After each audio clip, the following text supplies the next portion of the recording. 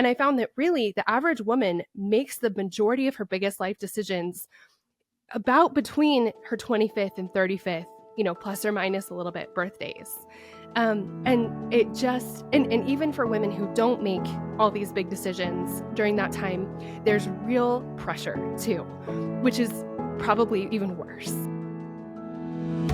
Welcome to the Living Wholehearted podcast, helping leaders live with integrity. Welcome back. Well, as a professional counseling and organizational firm, we are passionate about helping people live with integrity, bringing all of who we are, our mind, our body, our heart, our soul, and our relationships before God and before others. And one of the gifts we get to have is walking alongside seasoned leaders and then also emerging leaders. So today we're going to be talking specifically about the millennial and Gen Z generation, your 20s and 30s, particularly women, and the needs that they have. And we have a really special guest with us today to have a candid conversation about the needs of these women. She's a social media influencer, Stephanie May Wilson. She just wrote a new book called Create a Life You Love, How to Quiet Outside Voices So You Can Finally Hear Your Own. I love that title. Well, Stephanie May Wilson is an author, a podcaster, a speaker, and the go-to guide for 20 and 30-something women as they navigate their most important relationships. Through her books, her courses, and her chart-topping podcast, Girls Night with Stephanie May Wilson, with 7 million downloads. That's awesome. Woohoo! She's mentored more than 1 million women as they cultivate healthy, thriving relationships with God, their friends, significant others, and with themselves. Stephanie, it's really great to have you on the show today. I'm so honored to be here. Thank you guys for having me. Well, I just love this platform that you created. And we also have an organization called Courageous Girls. So I know there's a lot of moms and dads raising daughters, and they'll be really curious and want to listen in as we talk about young women, particularly moving into the young adulthood. Which is prolonged adolescence these days. Yeah. But we love to ask everybody who's on our show a little bit about their story. We think our stories shape a lot of who we are and why we're doing what we're doing in our wakes of influence. So talk a little bit about your journey, Stephanie, and how it's influenced why you're doing what you're doing today. Yeah, absolutely.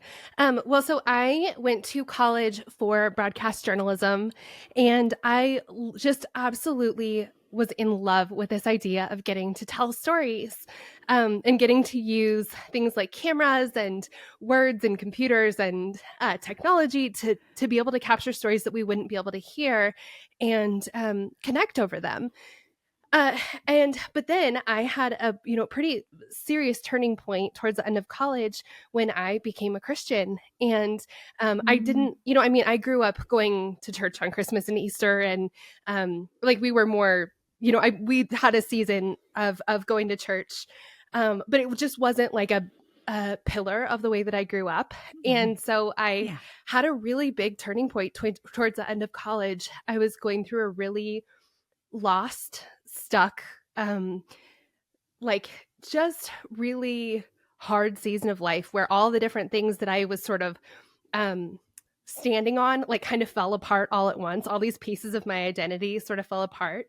And Jesus was right there to catch me, as he does. And so that, obviously changed my life in so many ways. But one of the ways that God really changed my life was by essentially I hesitate to talk about this because I think that God gets sort of a bad rap for always doing this, and I don't think he does. But for a season, I feel like he really took away my heart for journalism. It was so crazy. I had an internship at this TV station in Denver that I'd been wanting to intern for years. And after it was my first mission trip, actually, it was my first time of really getting to connect with Christians and getting really to see people who love Jesus and the impact that they can make in the world in real life. And I started my internship a few days later, and just my passion for it was totally gone. And it was so sudden and so quick. And it really was replaced by this passion of wanting to get to know God and wanting to spend time with him and wanting to learn about him and spend time with his people and really do things in the world that reflected him, not necessarily just capture what was happening, but more influence what was happening in the world. like in God's name, really. And the inconvenient part of that was that I was about to graduate from college with a journalism degree, and now I was basically deciding I wasn't going to use it. And so after college, I had the chance to take an unpaid internship for the college ministry I had just recently gotten involved in. And my position there was getting to be sort of a big sister figure for sorority girls. I had, just graduated from college. I was in the Greek system. I spoke sorority fluently. And so the leadership of this college ministry were like, God's been doing some really cool things in your heart, and you're really recently out of this kind of world. We think it would be a really powerful thing for you to be able to not be someone who has everything figured out, but be able to be sort of a mentor who's like a step and a half ahead of where some of these girls are, and like walk with them. And it was my favorite job I never could have asked for. I loved it so much. I got to lead this small group of, it wasn't small at all. There were 27 girls that were in this small group. And that was my job, was leading them and going to coffee with them, during the week, and being just really my mission in life has become be who you needed when you were younger. And that's what I was getting to do for these girls. And I just absolutely loved it. And I thought that vocational ministry was absolutely my path forward. It was like, okay, journalism, goodbye. I'm so ready I was looking into seminary. I wanted to be a pastor. I wanted to be a college pastor, to lead women. And, but then I got the opportunity to do something that I just couldn't pass up. And that was travel around the world for a year, doing mission work. And so I felt so torn between this new career that I was falling in love with and this opportunity that you don't pass up. But I did it. I decided to do this trip, to travel for this year. And one of the beautiful things that they asked us to do as part of this trip was to keep a blog. And before I knew it, I found myself at this intersection between journalism and women's ministry, getting to essentially have these coffee dates be who I needed when I was younger for women through the internet, which I didn't even know was an option. Using all my journalism skills, it was just amazing. And that was, 13 years ago. And I've been really doing it ever since. I know. I've been doing it ever since. And so today, my mission is exactly the same, being who I needed when I was younger, for women, essentially, kind of leading an online small group. And, it's turned into podcasts, it's turned into books, it's turned into speaking. I just got to do a TED Talk, which was crazy. Very intimidating. Amazing. Very intimidating. Yeah, but very fun. So yeah, that's really my story. Oh, it's so fun because it points to the reality that we can kind of relax a little bit and know that God's got all the kind of pieces of the puzzle. And you didn't know how journalism would come into play. You didn't know you'd be meeting Jesus in the way you met him. You didn't know, the invitation that would be coming with this ministry. And yet he's using all of those pieces. And it's so fun, at our stage of life. Jeff's almost 50 and I'm 45. I'm graduating you faster than you really are. But, but just looking back and going, yeah. But it's that idea of wow, he's so good at using all of it, the good, the bad, the ugly, and weaving it together in such beautiful ways. And as I was listening, I thought about Psalm 37 and the passage that says, delight in the Lord, and he will give you the desires of your heart. And it was kind of that shifting. Even sometimes he dulls the desires for a time because he's doing something new in us, or he brings something alive. But the first step is the delighting in the Lord. And I hear that in a season in your life, you just got so excited about him and your relationship there. And then he kind of brought some of those original dreams back forward. So fun. Yeah. And all the relationships that he's given you, which is just exploded. It's, I love this. Tell us a little bit about the everything era and, what inspired you to write this book for women who are in it, right? Who are they? What characterizes these women? Yeah. So as I've been doing this work for the last, 13 or so years, depending on when you start counting, I've also been making some really big decisions and going through some really big transitions in my own life, figuring out where's home, buying a house, creating, planting roots someplace, deciding who I wanted to spend my life with, getting married, starting a family, deciding, do we want to be parents and what does that look like? And that journey is long and hard, really for everybody in different ways. And, what do I want to be doing for a career? All of these decisions I've been making in the last, 10 or so years. And in the process, I've gotten to, turn around and for the women who are a step and a half behind me, talk to them about, who do they want to share their life with? What do they want to do for work? How do they make it through some really big life transitions? And I knew that this was hard. I knew it was hard for me. I knew it was hard for them. What I didn't know is that so much was actually really happening under the surface that I hadn't really learned about before. I heard a statistic a couple of years ago that said it was this rare study of lifespan development where they found that 80% of our life's most defining moments happen before we turn 35. And I was like, that is like, I couldn't decide if I was horrified or totally relieved to hear that statistic. But I knew I had to dig a little bit deeper. And so I started to look into the average ages of, marriage and kids and first time home ownership and, when your career kind of gets established. And I found that really the average woman makes the majority of her biggest life decisions about between her 25th and 35th, plus or minus a little bit birthdays. And it just, and even for women who don't make all these big decisions during that time, there's real pressure too, which is probably even worse. So not only like this thing that I was going through, this really hard season was real. Like I wasn't making it up. I wasn't exaggerating it. And the women that I was leading, they weren't either. And so I knew I needed to start really talking about this. And I started by giving it a name because I couldn't find a name. There's emerging adulthood, which is a little bit younger. There's, we're young adults, we're adults, but like young adult doesn't really fit. We're not post-grad. We're not having a quarter life crisis. We're not midlife. Like it's just this weird, season for women specifically. And so I started calling it the everything era. And I love that because being able to have a name for it helps us connect over it better. And there just is so much. It's such a good name. Good job on that one. It took me forever. It took forever to figure out like how to talk about this season. But being able to talk about it has been so helpful.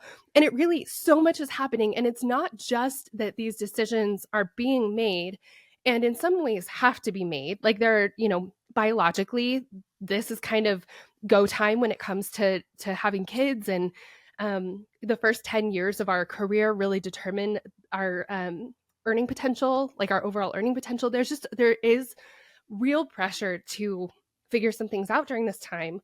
But then there's all this external pressure of what it should look like. And that was the other thing that I really dug into with this book was like, why do I feel like my life is supposed to look this way? And why do I feel this like crushing pressure, like I'm falling behind in it all? And that really is societal and historical and cultural. And women have been under so much pressure to live their lives a certain way for basically all of history, and getting to learn what that has looked like, what the ideal woman has looked like throughout history, just answered so many questions for me about why certain decisions like motherhood and how much do I work and like who does what in my house and all these different things, why they felt so heavy. Again, I'm not making this up. This is like, we're making these giant decisions with hundreds of years of historical precedent, like yanking at our ankles. And so that's the everything era. And I knew that in this book, I had to share the things that really made a difference for me in this when making all these decisions. I'm a firstborn type A people pleaser, rule follower with some anxiety. So like decisions are not easy for me. Um, but really, I had a friend finally tell me, she said, Stephanie, you get to decide when it comes to your life, these big decisions of your life. We're not talking about right and wrong here. We're not talking about things where God has like a very clear plan for all of us or for you specifically. We're talking about like the middle stuff, the good versus also good. And those decisions are so hard to make. And so she told me, she's like, Steph, this is your life. You're the one who has to live out the consequences of the decisions you make. Therefore, you need to make these decisions. And getting to learn that there aren't actually rules all the time, and there's not one right way to build a life, and that I really get to decide and hold authority and have some agency and even some autonomy in my life. That was so empowering. And so that's really what the heart of this book is like, listen, I know that everyone and their mom, and especially your mom, has opinions about what your life is supposed to look like. Really, what we're talking about here is not right or wrong. We are talking about some decisions that need to be made, though. And if you don't make them, you're going to miss out. And I think that that's really too bad. So the book is helping us move forward through our everything era with creativity and authority, and really build lives that we love. I really love, Stephanie, you speaking to the agency piece. It's a huge piece of what we're doing in Courageous Girls and helping moms walk with daughters, because so much of this process from second grade all the way through high school is learning that I have a voice and I have choice. And being a trauma therapist, those are the things that get taken away in very covert ways and overt ways in abusive and toxic systems, is you don't have a voice and you don't have a choice. And so this confusing era is, you're speaking to the cultural voices. You're speaking even to like the church voices, that we have some expectation of what even a Christian woman's supposed to look like. And then we have our own voices, your firstborn, your bent, your wiring, the expectations you have on yourself, and so all of those are pulling at us, and to find freedom to go, you know what?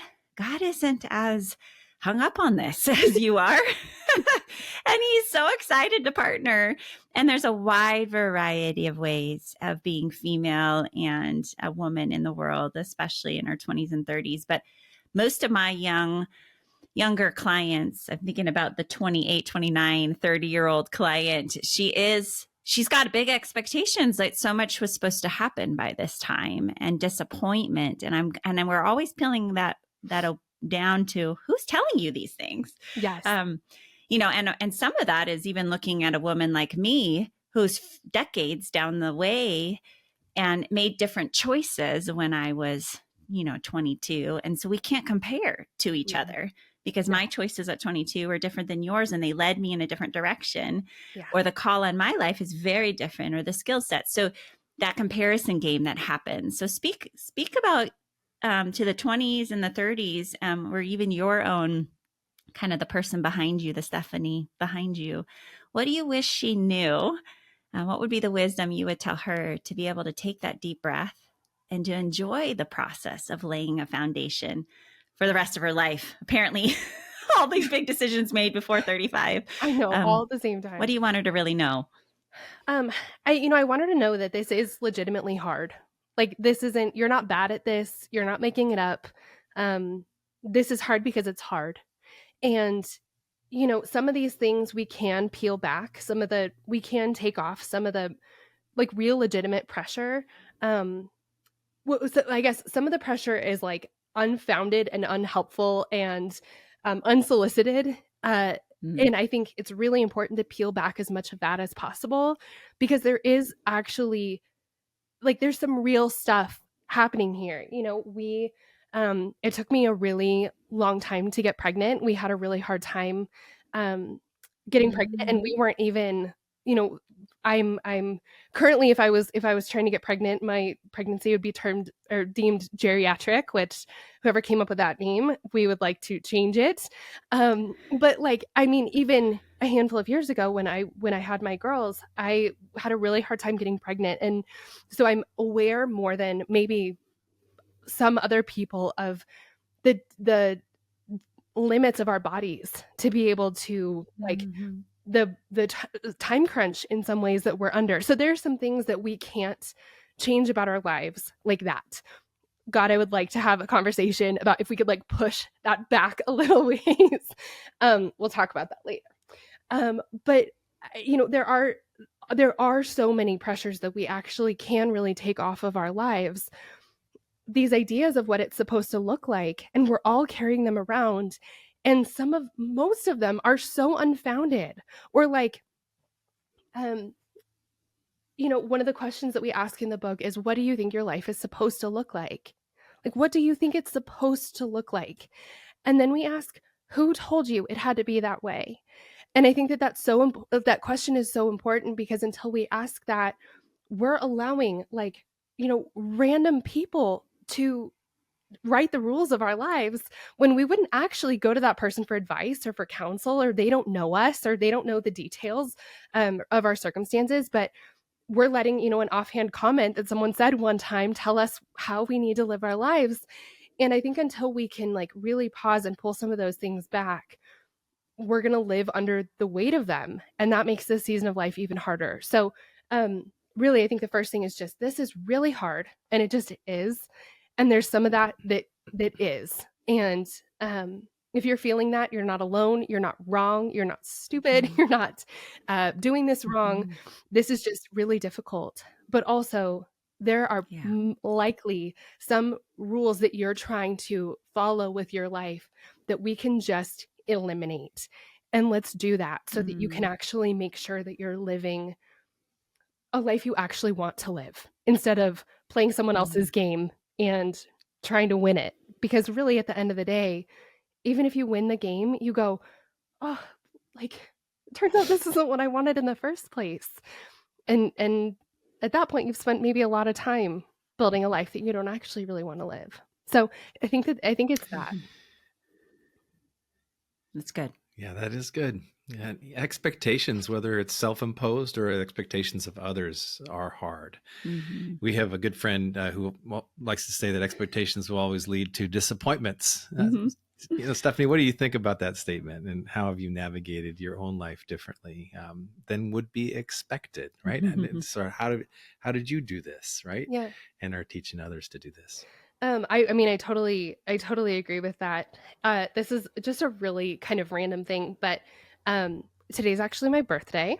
Random, it is. No way. Happy Thank birthday. you. Birthday. Today's my birthday. We have so much going on in our lives, which I'll talk about in a minute, that we're, you know, traveling on my birthday. But I've always been a really big birthday person. I love my birthday, and I want it to be like the best day of the year. And for years, that put me and my husband in some tricky positions, because it felt like no matter what, like my expectations for this day were so high that inevitably I was disappointed. And the thing that I've had to learn, Mm. you know, really probably in the past 5 years, because I always want to be a birthday person. I never want to let a celebration go by. I never want to be the person that's like, well, I'm an adult now, so birthdays don't matter. Like, no, I mean, anytime we get to celebrate, let's do it. But I really had to learn, I need to get really clear on what my expectations are for the day, what my hopes and dreams for the day are. And then I need to really clearly communicate them with the people around me, and also be an active participant in like making those things happen. Um, when I've been able to do that, I find that I'm so much less disappointed.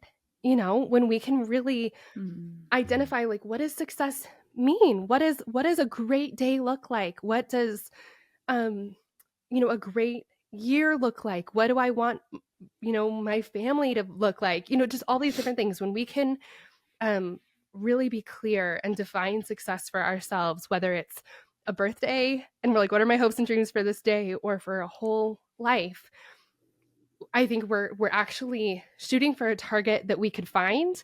We're not. I just think we're so much less disappointed. So that's Mhm. one of the things that I've learned, and it comes out in big ways and small ways.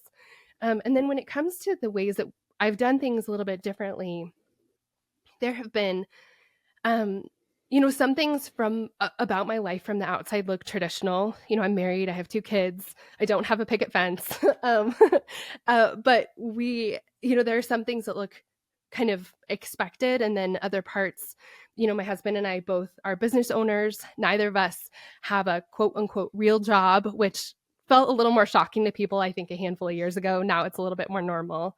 Um, we Mhm. uh, we really well, I'll tell you the last piece in a minute, but regardless, with all of our decisions to get married, to have kids, where to live, what kind of work to do, how to spend our money, what kind of house and home we want to create for ourselves, where we want to live, as we've been making these decisions, we've done it really, really intentionally and really thoughtfully. And really, like, my first grab has been, what am I supposed to do? What is this supposed to look like? What's everyone else doing? What's expected of me? But in every single one of these big decisions, I've taken the time to peel that back and say, like, what do I actually want? What does success look like for me? And so that's how all these decisions have been made, Mm. which is really cool. So the result may look Yeah. similar to some people's, different from other people's. We are currently making a pretty unique decision. In 6 weeks, my family and I are moving to Spain. So that's a kind of a crazy, Mm. uh, and I think in a season of life where most people our age or in our stage of life are like, really, really planting deep roots and digging them even deeper and settling down in a lot of ways, we are selling most of our stuff and taking our toddlers to Spain. So that's what our life looks like these days. Yeah. Can I ask why? Can I ask the undercurrent, like when you think about the vision that you guys have set and your overarching arc that you're aiming for, Yeah. what's the why behind your decision? It's cool. There are so many pieces. So each day we answer this question differently. I talk about this a lot in the end of the book, that as you're creating this vision for your life and as you're making intentional, thoughtful, creative um, decisions with authority in your life, uh, we have this idea that creating a beautiful life is a one-time thing, but really it's creating a life you love is a process that we go through over and over and over again, and we build lives, and then our circumstances change or we change or something doesn't go as planned or something that went as planned doesn't feel like we thought it would. And that's really what our story is with this. We've built this really intentional life and it's been so good for us for so long. But now my husband and I were just talking about this, it a little bit feels like we are swimming in like ski gear. Like we have our snow pants on and our giant coat, our goggles and stuff, and we're trying to swim. We're just carrying so much. Our life is so big and busy and expensive and full. Like we have so much to take care of and so much to do in any given week. And we're finding that we're managing our lives and keeping up with our lives more than we are living them. And so it really, our Mm. big pivot, our Yeah. big like moment where it felt like things kind of broke and we're like, hey, we need to do something different, had to do with the cost of childcare, which is, I mean, the childcare crisis that, I mean, it's really a crisis, and Mhm. we're living that so It is. deeply right now. So that was really the thing that kind of pushed us over the edge to say we're going to do something different for a while. It was our cost of living will just be different in Spain, and our kids will be able to go to school for free there, which is really wonderful. So that was the real push. But in our lives overall, I mean, um, we've worked really hard to have jobs that offer us freedom, but we haven't like pushed the limits of that freedom really ever. And so we want to exercise that freedom. We want our kids to experience the world. We love travel so much. It brings me more Mm. life than really anything else. Mm. Our kids are sponges right now. They're learning so much every day. And instead of practicing colors for another couple years till Mhm. kindergarten, we want them to learn Spanish. I mean, there are just so many pieces of this, but the childcare thing was really the logistical, um, the thing that pushed the responsible part of us over the edge, where we're like, actually, it would be more responsible financially to leave the country for a while, to leave our lives. We need to make a Yeah. big change. But yeah, there's so many pieces of it, and we're excited. That's so fun. And it's having the courage to link it back to what you were saying earlier, having the courage to know who you guys are, what God is asking of you, and to seeing out a little bit out ahead of us and not always reacting to what's right in front, but kind of being able to go, okay, where do we want to be? What is most important? And making those decisions today costs you something. Every choice costs something. So I think that's something we always would talk to the 20 and 30 somethings to say, we've made a lot of choices that now years later we're benefiting from. But back then it was really hard and we felt crazy and we felt maybe we didn't feel crazy, but people thought we were crazy. We were responding to choices of going, here, where do we want to be in 10 years? What's most important to us? Yeah. And rather than listening to all those very traditional voices. And so I appreciate what you're saying, Stephanie, and it's an encouragement. And I hope our listeners are kind of going, I can think outside the box. One of the things we do with leaders is really help them slow down, to peel things back and to say, why am I doing all these things? And where do I want to be in 10 years? And who are really the people that are most important to me? Which voices really matter? And which ones am I listening to? Often we're listening to the ones that are way out here in the circle, and the people on the inside we're ignoring, which includes us, Yes. our own, voice, which is what your book's about.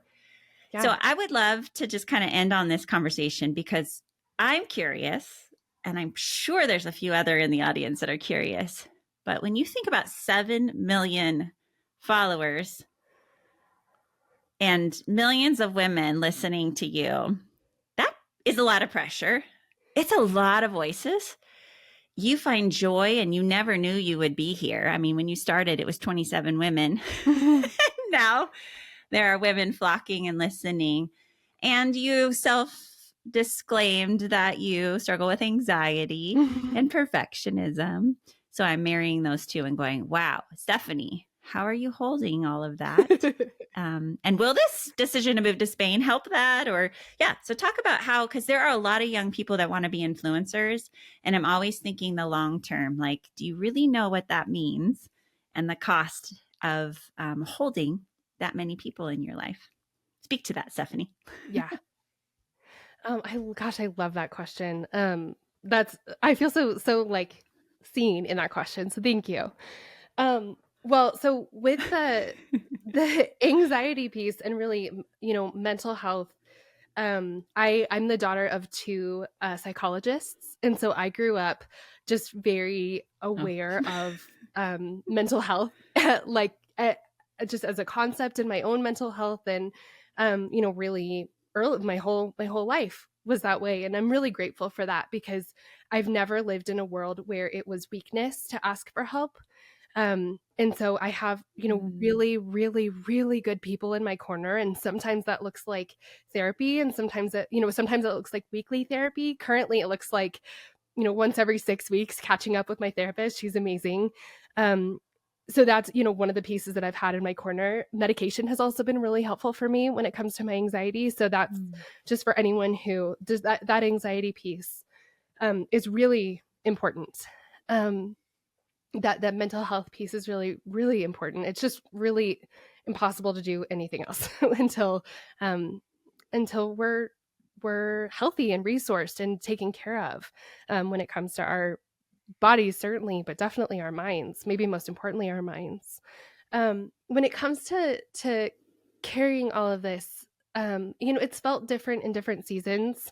That's having people in my corner has also been incredibly helpful.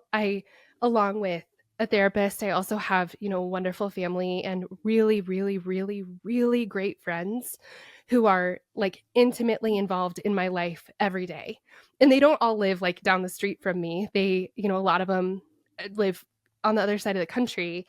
But having women in my life who really know me and can ask me hard questions and can there are just so many people in my life where I don't have to have it all together.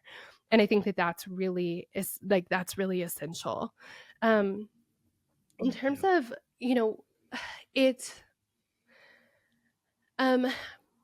I think that for a lot of people, they feel like in order to have an impact on the world or on someone's life, they have to have everything just right. They have to know everything. And I think that through that, ministry opportunity I got really early, I got to find out, like, I was not put together when I got that position.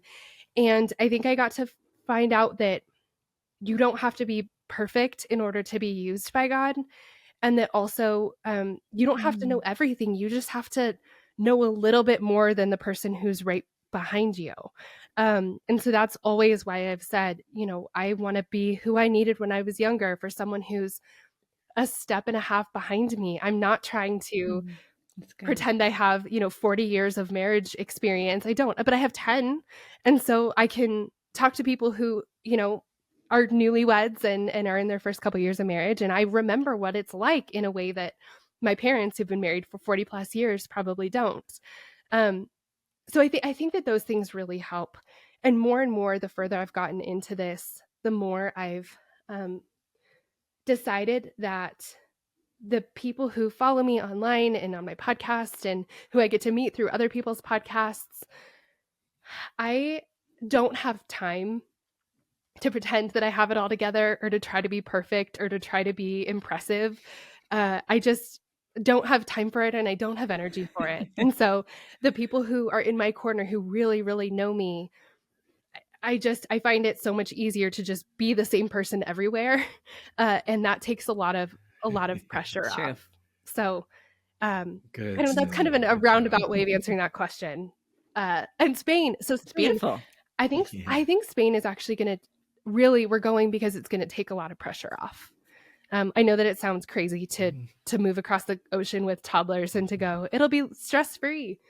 But we're getting rid of so much of our stuff and we've rented out our house and we won't have a car and our cost of living on purpose is going to be so much lower. And I just think that in a lot of ways, we're really peeling back to just the essentials of our life. And I'm really looking forward to that. I think that that'll be really freeing for us as a family, as parents, as leaders. Being around beauty and under less pressure, I think is going to be really incredible for my creativity and my writing and podcasting and all the things. So I think most people think it sounds crazy to be like, we're, crossing the ocean to alleviate some stress. But I think it's going to be really helpful for us. I love it. Yeah, we get the idea of having adventures, and when you're following God and you realize that He's a good Father and gives options, and a lot of times in life, and choices that are just like, hey, what are these good things that you'd like to try? Just any good parent wants the best for their kids in this way. And whatever agency we have and whatever environment we're in, that all looks so different. But He's good to all of us in this way. And it's wonderful to hear about the adventure that you're responding to and the calling that you and your husband feel towards doing this together. And I'm sure that there'll be a book there, What We Learned in Spain, and our adventure in Spain. And you'll be writing about that one day. I love it. So true. You're right. Well, Stephanie, as we close, just think about anything left unsaid. There's a lot we didn't cover. But as you think about your particular audience, the 20 and 30s, the everything era, female, we have a lot of female leaders in our professional counseling practice and in our cohorts and in our coaching. I love this demographic. Our oldest is 17, almost 18, and I'm already thinking ahead for her and the pressure she feels. Like she's got to get it all figured out. And I'm like, you have time. You have time. Yeah. And I'll be here. Your community will be here. We'll be with you to figure it out. So I'm holding that. What's one last thing you want to say or that has been missed, or just a piece of encouragement you want to leave our listeners with today? Women in leadership positions, particularly in ministry or in the church. There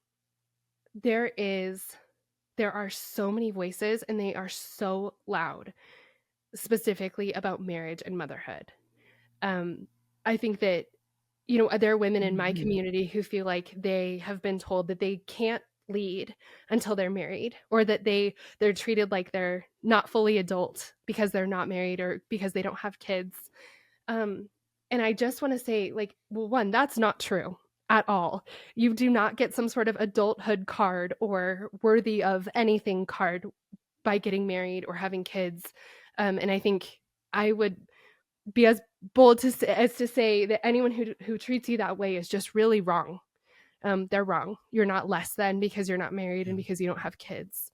Um, I think also, Mhm. I've been very fortunate as to have really positive, really healthy experiences with church leaders. And not everyone is perfect by any stretch, but when I've gotten to work in ministries and in churches, the people who've been above me and leading me have been really kind and really good. Even so, I think it's really easy to confuse the voices of leadership with the voice of God. And if you are in a community that is telling Yeah. you that in order to be successful or good enough, or to be a leader, or to be given certain responsibilities or whatever, your life has to look a certain way, there is a very strong possibility that the people that are telling you that, even if they're good and love God themselves, that they're incorrect. Um, I had some really great mentors early on, and I remember just even the little pieces of advice that they would give me. If I didn't follow that advice, I felt like I was like rejecting God's advice. And it really has taken me years to peel the two apart and to go, when a person is giving you advice or wisdom or counsel or telling you what you're supposed to do with your life, they may be talking to God about that, but they are not God. And also, the advice that they're giving you is mixed with their own experience, maybe their own trauma, their own, the people who led them. And it's just really easy to be in a place where the culture in churches specifically, especially as leaders, can be so thick and so can feel so like unbreakable. This is how life is supposed to be done. This is when everyone gets married. This is what I'm supposed to be doing. And it's just not, um, it's just not always true. And so for the woman Mhm. who's feeling like she's behind and not good enough, I just want you to know you're not behind and you're not good enough. And, the community that you're living in right now may have a clear idea of what best looks like. But if you were in a different community, that would look different. And so just know that like this can look like you.